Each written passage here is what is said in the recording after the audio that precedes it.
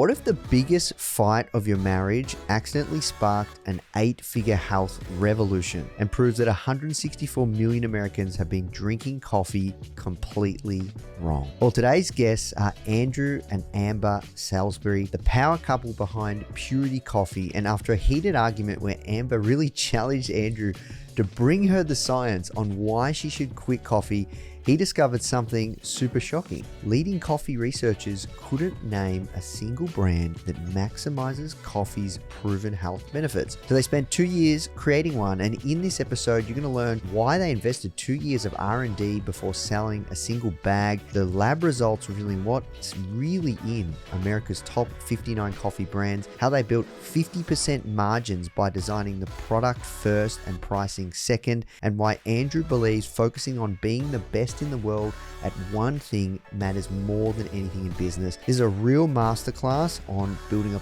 product first brand with your life partner, and proof that the best businesses start when you refuse to compromise on what you believe in. I know you're going to love this. Let's jump in. Hear the stories, learn the proven methods, and accelerate your growth and future through entrepreneurship. Welcome to the Foundr podcast with Nathan Chan. So tell me, how did you start this incredible brand, Purity Coffee? Well, it's sort of an interesting story. I mean, I can start to give you my version, but my wife, Amber, was experiencing some health problems and she was drinking a lot of coffee. And so, she, like a lot of people, caffeine is a way of sort of motivating people to get up and do the things they have to do during the day. And I was trying to persuade her as an English tea drinker not to drink as much coffee. And so there was a little bit of resistance there. And a lot of resistance. And so basically, she sort of challenged me, which is that, if you're serious about me giving up coffee, you need to provide evidence that coffee is bad for me or good for me or whatever. And so I was lucky enough to take out 2 professors from the Institute of Coffee Studied in Vanderbilt. And they gave me the long shopping list of all the health benefits of coffee, which for me was a big surprise. But then they explained to me about the health benefits come from the chlorogenic acids, the antioxidants in coffee. So the next question was, okay, great. Where do I buy a coffee for Amber that would fit all this category, all these sort of the focus on health? And they couldn't show me one brand. They could give me a shopping list of all the health benefits of coffee and what created those health benefits, but they couldn't give me one brand that was making every decision based on health. And that's sort of when the sort of light bulb aha moments went off for me, that I felt like, 164 million Americans get up every morning and drink a cup of coffee.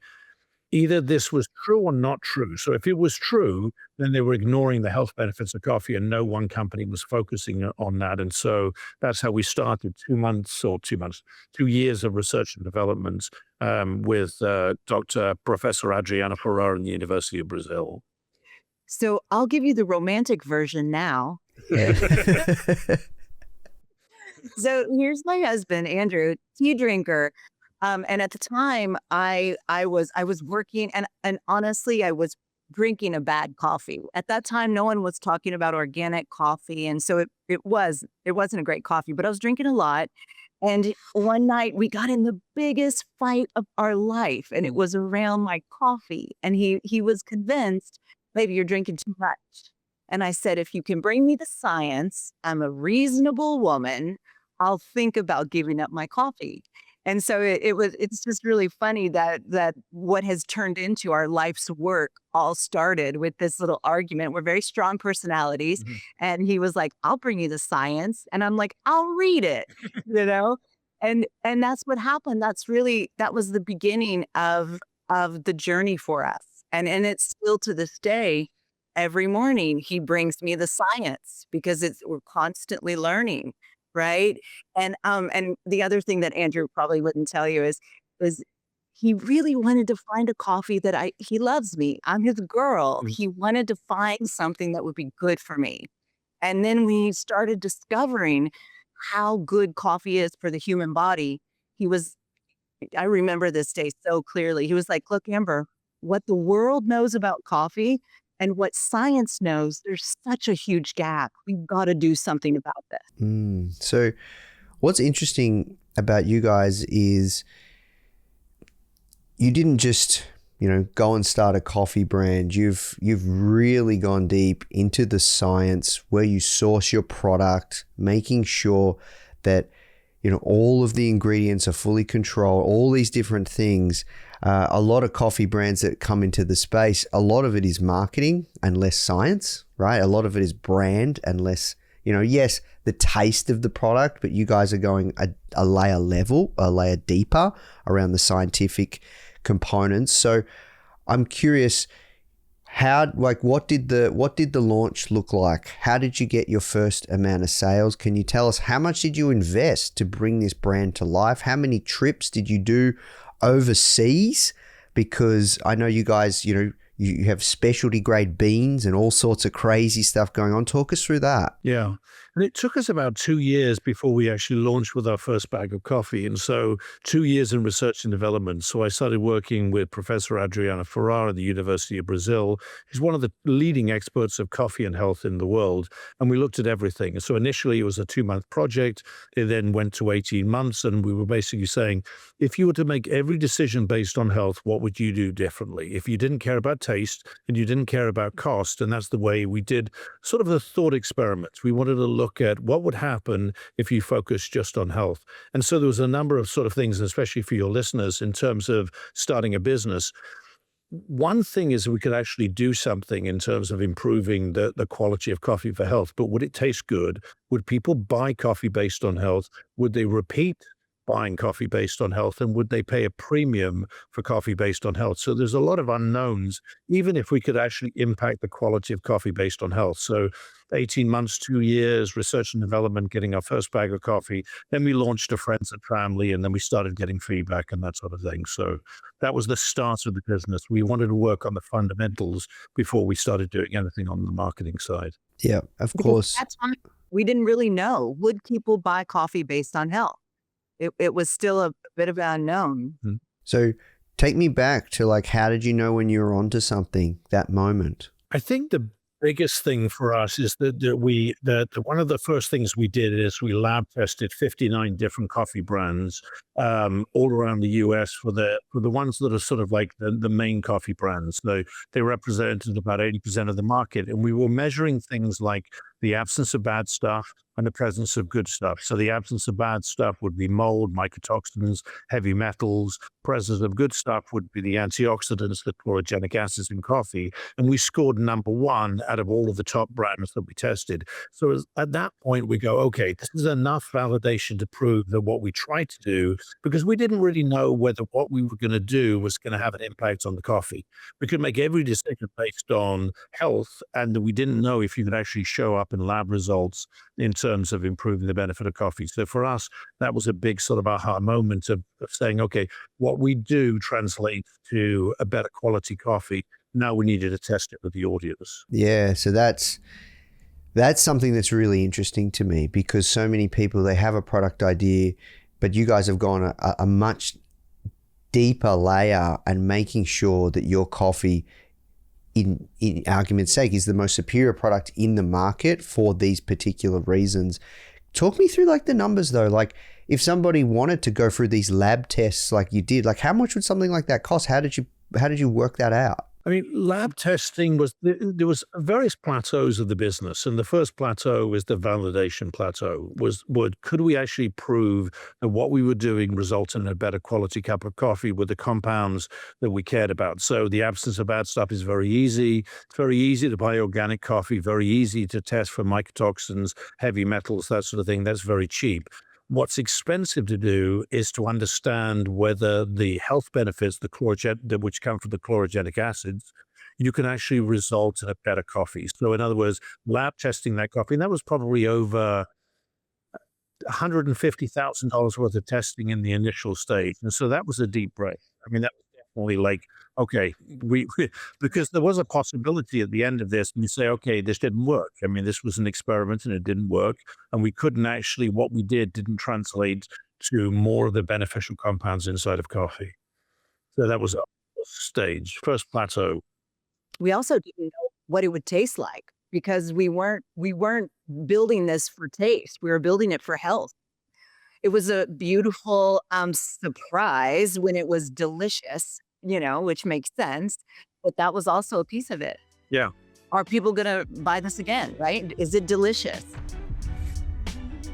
Hey Foundr fam, I want to take a quick break from the conversation to talk to you about something super exciting.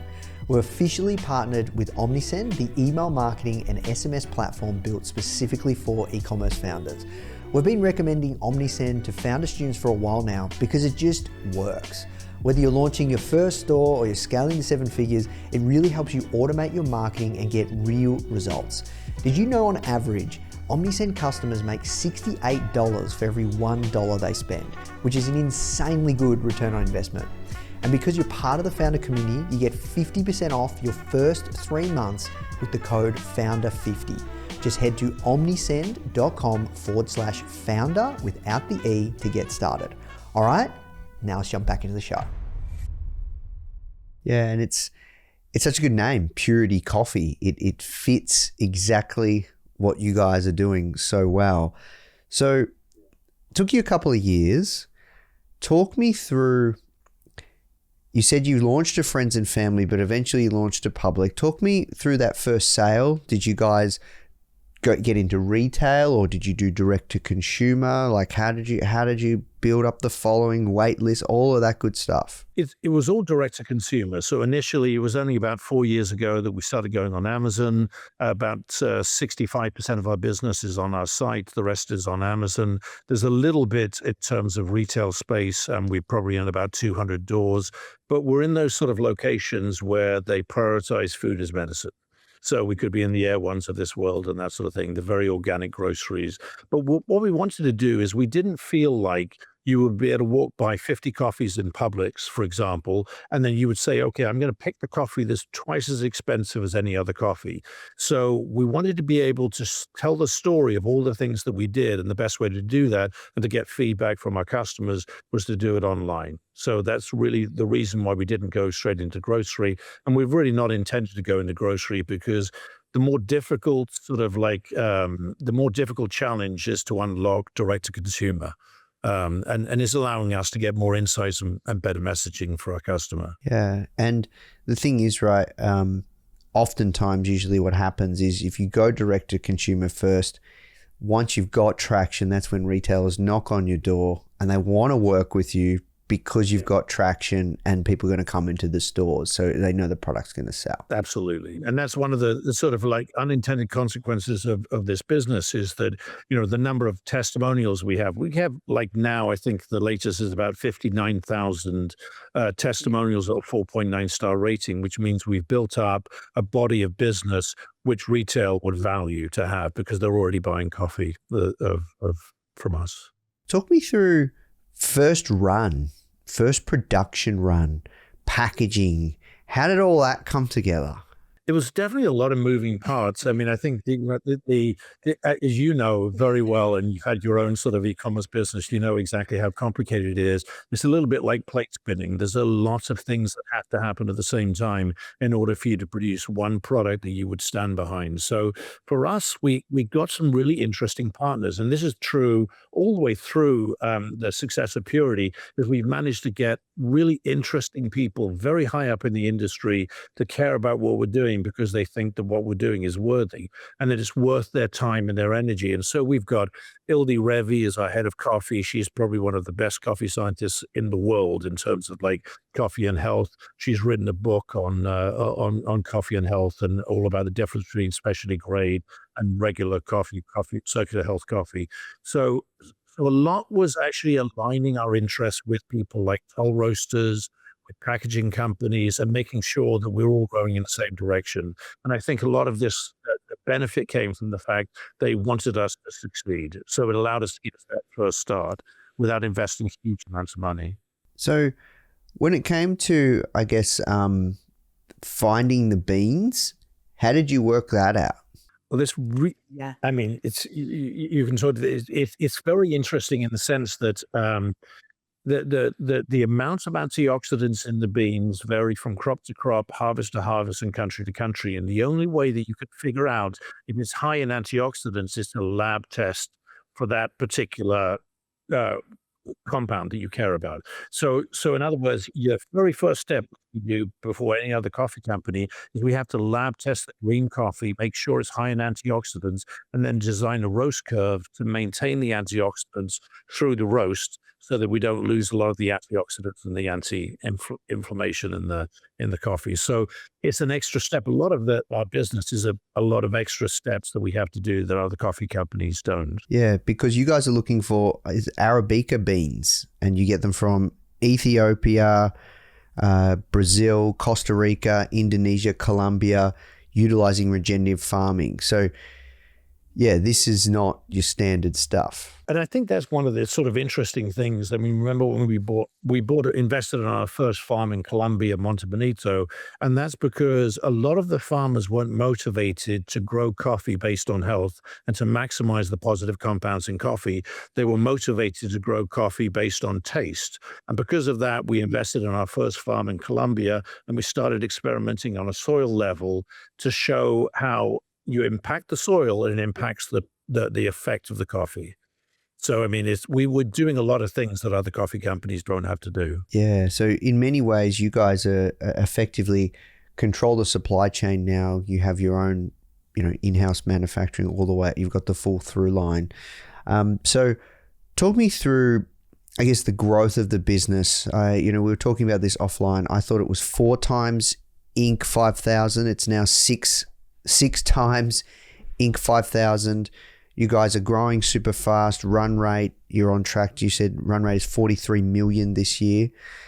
So great business. I assume really healthy margins, especially if you're producing all of your beans yourself. You don't have a middle person. Or I don't know if you do have other suppliers, but either way, the business is growing really, really well. What would you put that down to, and what would you say to our community when it comes to growing a really fast, exceptional brand in the e-commerce space? Obviously, we started with the product. We can see, you guys clearly have something special. It's unique in the marketplace. But what are some things that you guys have done strategically or that you could share that could be really helpful? I think you can talk to some of the other things, but I mean, I think in terms of testimonials, that was one of these big sort of aha moments for us that I didn't actually know was going to translate to word of mouth and sales. So right in the beginning, we decided to publish all our testimonials. And so we still do. The good, the bad, and the ugly, they're all on our sites. And so that was one of these things where I think it cemented sort of credibility with the product, because we were very transparent. We wanted to share with our customers that this was just a brand new endeavor, and that we were going to make mistakes, but we were going to be honest about those mistakes. And so we felt like we were aligning interests with our customer, that we were on the road together, sort of thing. And I think that was probably one of the biggest things, is leaning into the testimonials, the customer sort of like excitement about the product, and the fact that they would notice a difference. Because ultimately, if they drink the coffee and it tastes exactly the same or feels exactly the same in their body, they're not going to necessarily buy it again. And they're certainly not going to pay 2 times what the market would normally pay for all the things that we do. It's because they recognize that actually the coffee makes them feel better. There's no jitters. There's no sort of like nervous stomach, better clarity, that sort of thing. So we didn't know that was going to happen. We didn't know whether it was going to be almost like fish oil. Like, in other words, you could take a fish oil brand and you don't know if it's good or if it's bad. You just know that you're sort of like getting good quality fish oil. We didn't know if coffee was going to be that same sort of like impact, meaning like people weren't going to notice the difference. And because they did notice the difference, that was a great sort of like moment for us. And we celebrated, like we read these testimonials every day. It's part of our nightly ritual. We read them since the beginning. We have been reading them. And when you can watch someone's delight in having not been able to drink coffee in 10 years and all of a sudden my body can drink coffee, right? That kind of thing. It's just exciting. We celebrated with them all along the journey. I remember early on, we got this great testimonial for this guy. It was like, it took 10 minutes to read. I mean, it was this long, right? And at the end, He said, "This coffee makes me feel like a god." And we Wish we could find we that were one. like, yeah, I know that was like really early days, but we and still to this day, there's thousands of them, right? We don't get to all of them, but really staying in touch with what is important to our customers, what they're loving, Mhm. what they're not loving, what they need more of, and celebrating those wins. Yeah. So Facebook ads, paid advertising, strong channel for you guys? Yeah. The strongest channel by far, though, is word of mouth. I mean, it by far, because I mean, it just the retention that we get from our customers, they buy, they taste the coffee, the word of mouth, and they want to share that. So while we do Facebook and Instagram and all the other things, all the other channels, the biggest sort of driver of growth has been word of mouth, and that people love the coffee. Yeah. And yeah, so it starts with the product. It starts with the product. You can do your liquid death marketing kind of crazy, but really at the end of the day, it starts with the product, ends with the product, and that's what's going to be the real kind of pull towards people wanting to buy and driving sales and paid advertising, all these other things. It's just kind of fuel to the fire. Because I think a lot of people sort of like work around the edges, and they concentrate on retention, they concentrate on cost of acquisition and this sort of thing, but they don't concentrate enough on their basic product and making sure that it's something where people want to buy it again and again. And so, in other words, if you work on the fundamentals of the product first, I think it results in good match rate. Yeah, I agree. So talk me through, I guess, how you guys have worked together as a couple. How has that been? I have interviewed over the years quite a few couples, and how do you separate work from relationship, personal? Like, is it all encompassing? Like, talk me through how you guys navigate that. And did you guys envision that you'd start a business together? Yeah. Wow. We love this question. We get it a lot. I think early on, it was such a passion for both of us. And one thing that the relationship has always been very, very important. And we knew that going into business together, it can be a little bit dicey, right? You're with each other 24/7.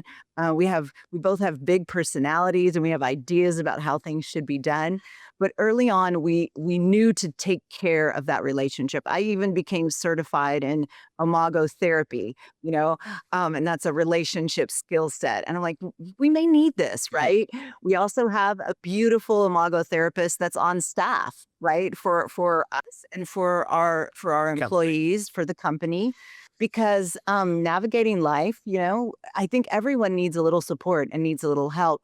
We also have some rules around when do we stop the day? When do we start the day? We love what we're doing so much. We would literally talk about coffee until like 24/7, right, baby? Mhm. And so we have put in place some rules around how do we navigate this part? When do we take time off, which is not a lot, right?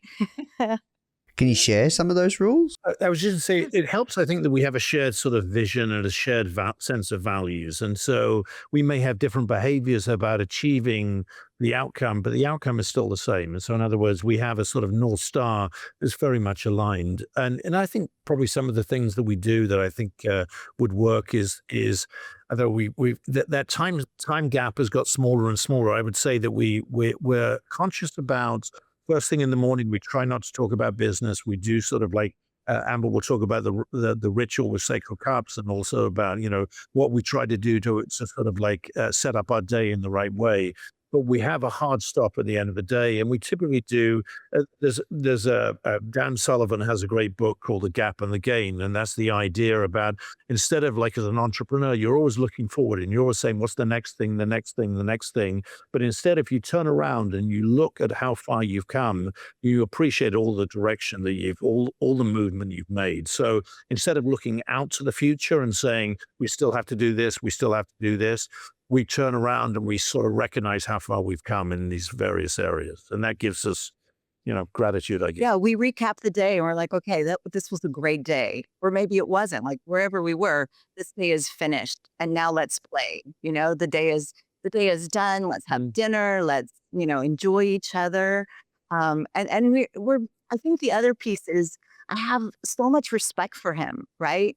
And I know he does for me as well. We have very different skill sets, and I think honoring what the other one does well, and always keeping that in mind has been really helpful for us. Yeah, that's really And also, special. he made me a coffee, man. Oh, To produce this beautiful coffee that we have. So there's just a lot of love there. There's so much love. And we, there are hard times too, right? And that's you navigate through that, always remembering that of the respect and the love and the united vision. We're very united in the impact that we want to make in the world. And we're also really conscious of everything that we do, you know, there is that future generation, right? Like we have a girl, she's 18. Everything we do in this day is going to matter to her life and her kids. So how do we want to show up? Who do we want to be? This is always a constant question with us. yeah. So I'm curious. Talk to me about sacred cups and your ritual, and when did you introduce this concept, and how has that impacted the growth of the brand? And yeah, because you've now got this parent. Yeah. Sure. I'll talk about the first part. Sacred cups is an extension of purity, and a really great way to think about it is if Andrew Salisbury were a coffee, he would be purity coffee, right? It's science based, it's very driven, it's performance, it's enhancement. Um, it's the coffee your doctor drinks, right? And if I were a coffee, I would be Sacred Cups coffee. It is based in ritual. It's very grounded. It's in the marketing, the branding is a little bit mystical, right? Um, and it's very heartfelt. And indigenous, and the focus is on coffee that typically Yeah. wouldn't actually get to the consumer normally, because we can go to indigenous tribes and women-owned farms and small locations where typically the problem we're solving for is those farms give the coffee to a sort of like a third party who then sort of like treats it as commodity coffee and you never get to taste it. So because we have a direct relationship with the farmer, we can bring coffee that wouldn't normally get tasted by the consumers. So these are rare and unique coffees that most people would never taste. Sometimes they're having to come out of the jungle on the back of a horse, right? Like that's how unique and rare these coffees are. And we really love the way that our farmers, well, they treat the earth, how they treat the animals, the birds, the environment that's around them. Yeah, it's been really fun to play with. We have these two brands that are very different, right? And we're navigating, how do they interplay? Some crossover in audience, but also a whole new audience is coming to Sacred Cups and finding purity through sacred and vice versa.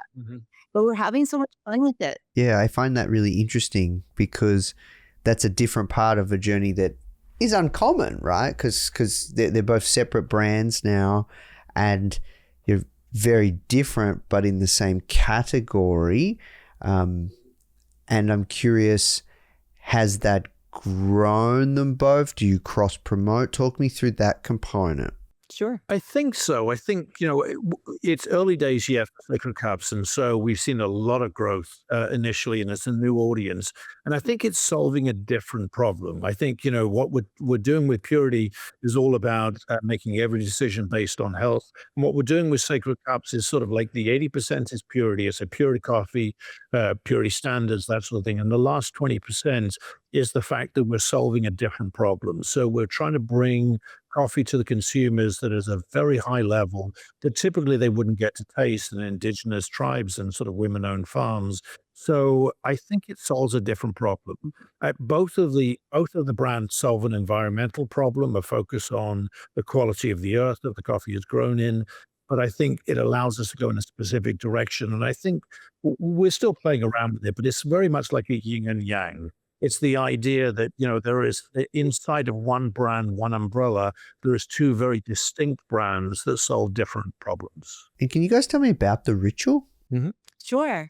Well, the original ritual in the beginning was Andrew bringing me the science, right? So I mean, I held true to that, and I every morning, and it was exciting for us because he would say, "Oh my God, babe, look at this. look at coffee and Alzheimer's. I lost my dad to Alzheimer's, so that was very important to me early on. And he would bring me the science. And then just naturally that became our routine. He would make the coffee, we would talk about the science, and then we would talk about whatever was happening in our life. We would talk about the business, we'd talk about our daughter, and we would just have this really beautiful moment of connection. And that's when that was when Sacred Cups was born initially. I said, honey, there are 164 million Americans drinking coffee every morning. We also have to show them how to have an intentional moment, right? And he would just say, babe, let me get the healthy coffee done first, and then we can tap into that. And eventually, in April, we did launch Sacred Cups, and we are teaching people, number one, you have to have a healthy coffee. If your nervous system would be disrupted if the coffee wasn't pure, right? But once you have that coffee inside of you, you can take a moment to reflect on the past. It's very specific. We look at the past, we look at our journey, and we honor it. Where have we come from? I think it's so important for entrepreneurs because Andrew said before, we're always flying forward so quickly. It's really healthy to look back and go, wow, look at where we've come from. This is extraordinary. And recognizing that. Yeah. And recognizing and giving some honor to that. And then we pull in the present moment. We call the time on our phone, just like this time with you is really special, right? It's the first time we're on your podcast. Like, I don't even know what time it is in Australia, but it's 3:54 right now. And this moment is precious. This is, for entrepreneurs, I think also we're so often in the future that to anchor in the moment and enjoy the crazy times, right? And the early moments of a business. There's so many things that we want to push past, but these will never be again, these early moments. And then the final piece is we remember forward the future. What do we want to see? We speak as if it is already done. And we do every day like that. Like, we've already talked about this call, Nathan, and it went really well. It was beautiful. We loved you. We loved your dad, Kevin. We had fun. We gave some value to hopefully we gave some tidbits to people that are starting out. And that has been the ritual that we do daily. And that is a really important part to our life and to our business, to our family.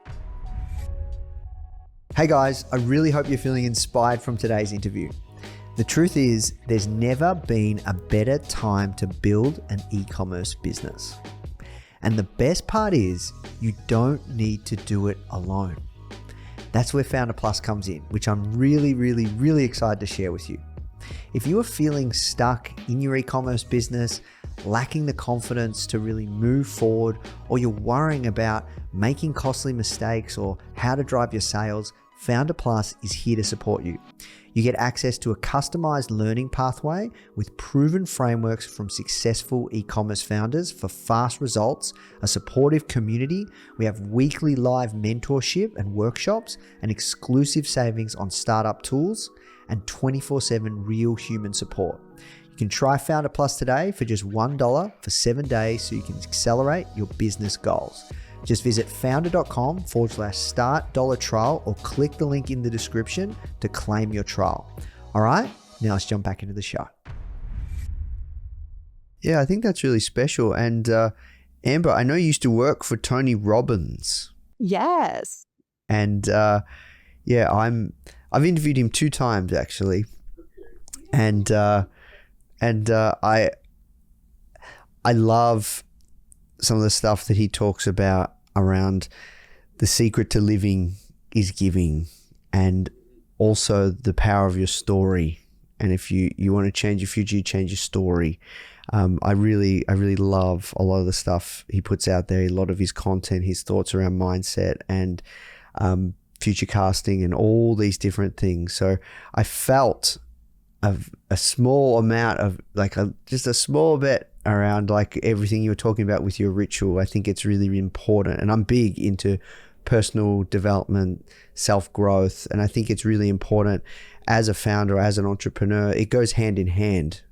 And I remember one of the things that Tony taught me when I interviewed him was that the speed in which your business grows is the speed in your own personal growth, and it's a reflection of your own personal growth.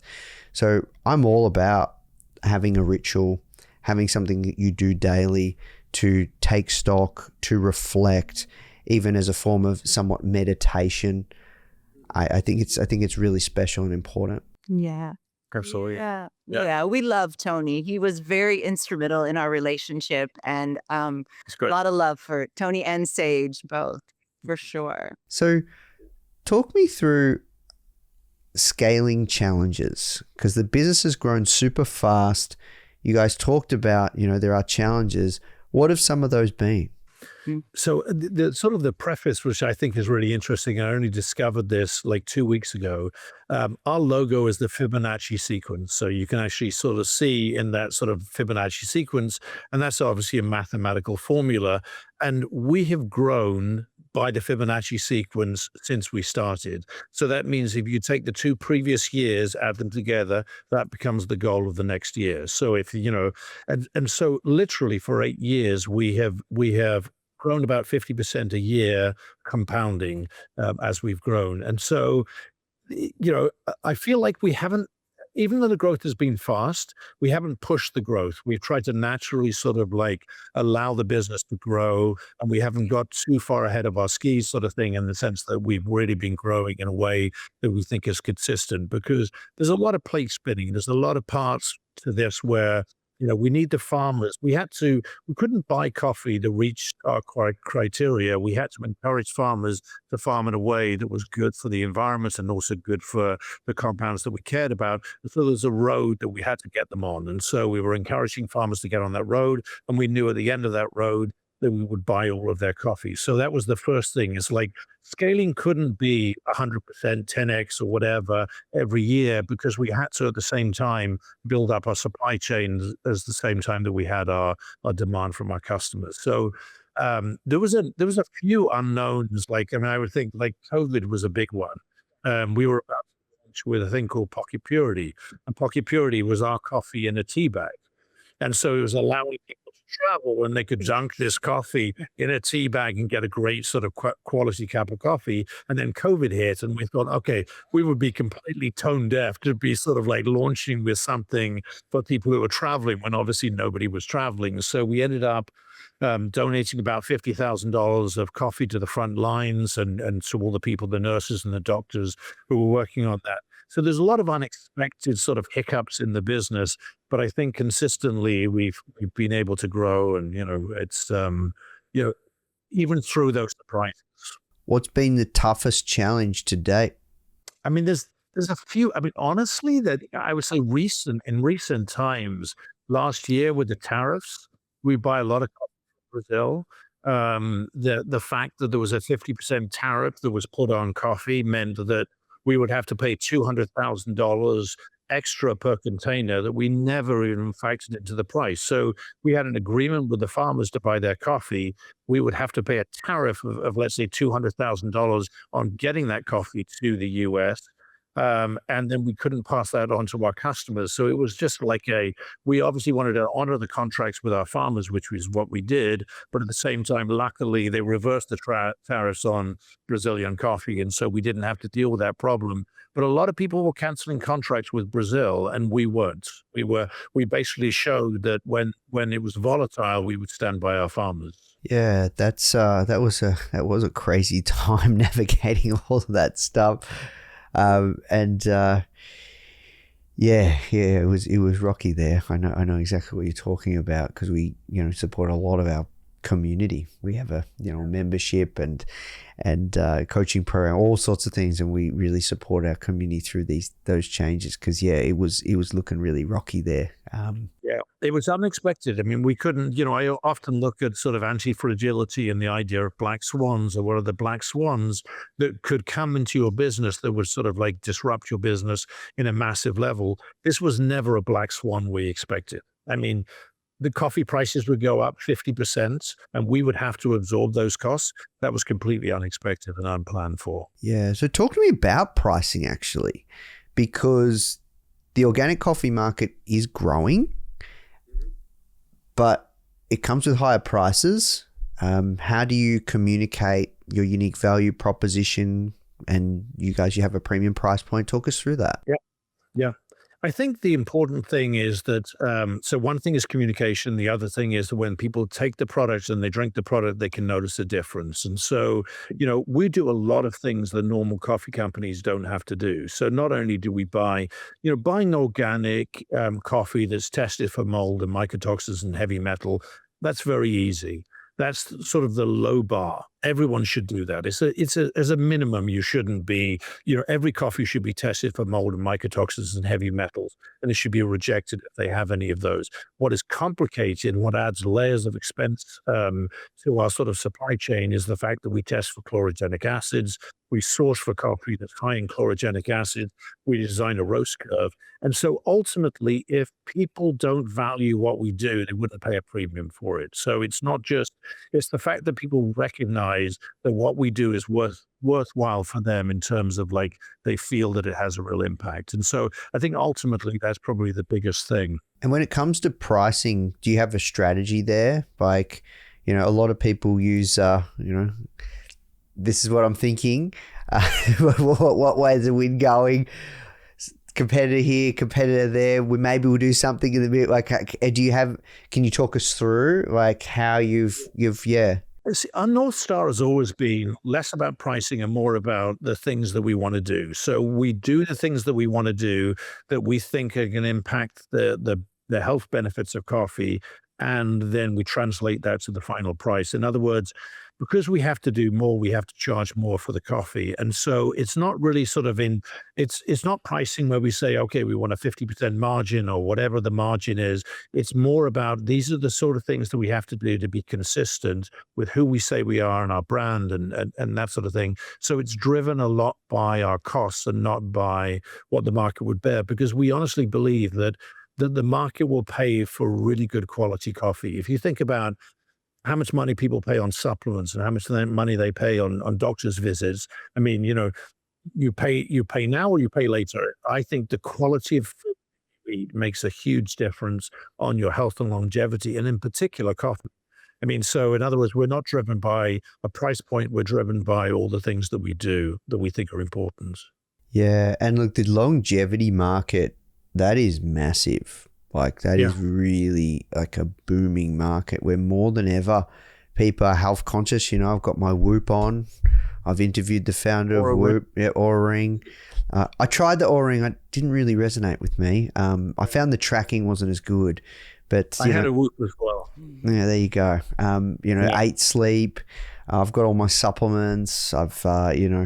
I just signed up to this thing called Everlab. You probably don't know it, but it's a big thing here in Australia where they track and biomarkers and all these different things. So, it's definitely a rising tide. And I agree with you, more than ever, people are health conscious and they want to really kind of optimize for performance, but not only performance, but longevity and health. So I'm curious as well, margin, from your experience, where should founders be looking for? North of or don't go below what? How would you, when you're thinking around building a business like yours in a space like yours? I think the eventual price of a product has to be driven by your costs, because there needs to be enough money at the end. I mean, in other words, there needs to be a profitable business, because otherwise you start making decisions which are poor decisions because you don't have enough margin to do it. So, I mean, I think that 50% margin is a good margin to sort of shoot for, the sort of gross margin of 50%, because that allows us to do the sort of things that we want to do on a farm level and also on a roasting level that typically coffee companies wouldn't do if they charged less for their coffee. So we're more driven by the fact that we want to do certain things and a certain margin allows us to do those things. So I know it's a little bit backwards, but our focus is less about margin and more about the things that we want to do, and then making sure that we've got a healthy level of margin to continue in business and keep on doing it and innovate as well, because we put a lot of money back into the farms using things like biochar, biodigesters. We do a lot of experimentation. We do things that other coffee companies don't do because we want to invest back into the supply chain. Yeah. And I respect that. the best brands, the best companies, they keep developing their products. They keep making their products better and better and better. You guys been doing this for a while now, 8 years. What version would you be up to with, your products, right?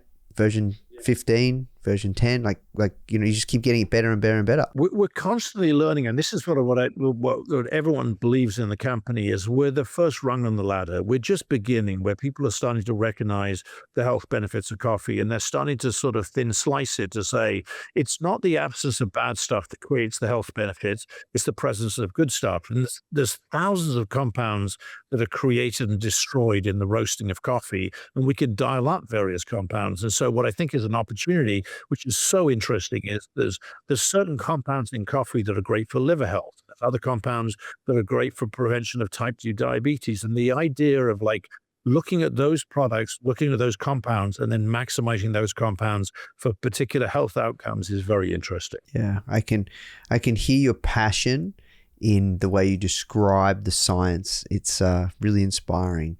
So we have to work towards wrapping up. It's been an incredible interview. You guys are a true testament of a power couple, but then also complementing your strengths and doubling down on just building a great product, because product always wins. So last question I have, if you could share with our community just one piece of actionable advice, early, mid-stage founders that have a brand, looking to grow their brand, that are listening to this right now, what would it be? Do you want to go, or shall I? You go first, and I'll go. So I think this is going to sound a little bit sort of glib, but it's not meant to be glib, but it's focus on the underlying product. Like people say, focus on the thing that you think is really going to move the needle. In other words, what can you be the best in the world at? What can you do in terms of actually improving the quality of the product, and put most of your energy in that, rather than, let's say, selling a product. All of that stuff is important, but if you get the first thing wrong, nothing else matters. And there's nothing worse than sort of setting your business up with a product which is marginal. And I think it's important that you solve a large problem. And so one of the reasons why we gravitated to coffee is because, 164 million Americans drink coffee. They don't understand that it could be a health food. No one was making any decisions based on health alone. And so that was a huge market gap, a huge opportunity that we felt like we could actually solve, we could actually help with. So I would say the fundamental thing is just concentrate on your product first. Get that right. Make sure that it fixes the problem, which is meaningful. Beautiful, baby. I would say make sure that you have daily rituals that are focusing you on honoring the journey, honoring the path. Being an entrepreneur is a beautiful hero's journey, but it has all the twists and turns. If you're not stopping to really honor your path and where you've been and the people that have helped you get there. Every week, Andrew and I pull people from our past as early as elementary school, or a favorite teacher, or there are people that help us along the way. Continue to dip back into the past and honor them, call them, keep those connections alive, and surround yourself with people that believe in what you're doing. Put yourself in an environment where there are people that are championing you. Yeah. But the bigger the vision, I think, the bigger the vision you have as a company, the more you attract people who want to help you with that vision. If you have a small vision, you can attract people who just want to make money. But if you have a big vision, a big goal, people come out of the woodwork. It's amazing the sort of resources that we've managed to garner and to get, because the vision is a big one. For sure. And have fun and have humor. Humor is so important in this journey. You got to laugh a lot. We laugh at ourselves all the time. We're that place of keep making sure that joy is there. We could work 24/7, right? But got to have some fun too. Got to have some play along the way. Yeah, I agree. Well, guys, thank you so much for your time. Congratulations on all of your success thus far. I look forward to continuing watching the journey, supporting the journey. You guys are welcome back anytime, but thank you again. Fantastic. Thanks for having us on. Much. Hey guys, if you love this episode, make sure to check out my interview with Trini Woodall on how she built a die-hard community of followers backing her every single move with Trini London. the true beauty of our community is that there's a passion, and we inspire a passion for them to make the most themselves. But that community itself fosters, lifting up women.